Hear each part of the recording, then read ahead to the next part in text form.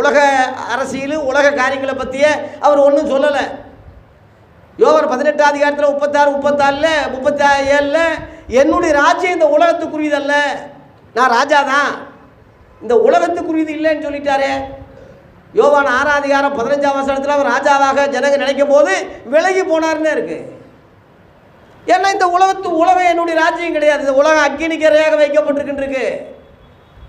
இன்னும் சொல்ல போனால் உலகத்தின் அதிபதியாக சாத்தான் இருக்கான், உலகத்தின் தேவனா சாத்தான் இருக்கான். உலகம் முழுவதும் பொல்லாங்கனக்குள்ளே கிடக்கு. இதுக்குள்ளே நானும் ஒரு ஓரமாக நானும் ஆள்றேன்னா அது என்னது? அதனால் என்னுடைய ராஜ்யம் ராஜா தான், ஆளுகை செய்ய போகிறேன், உண்மை தான், ஆனால் இப்போ கிடையாதுன்னு சொல்கிறார். அது எப்போ? இயேசு கிறிஸ்துவின் 2ஆம் வருகைக்கு பிறகு சாத்தானை கட்டி பாதாளத்தில் தள்ளி அடித்த பிறகு இதே பூமியில் 1000 வருஷம் ஒரு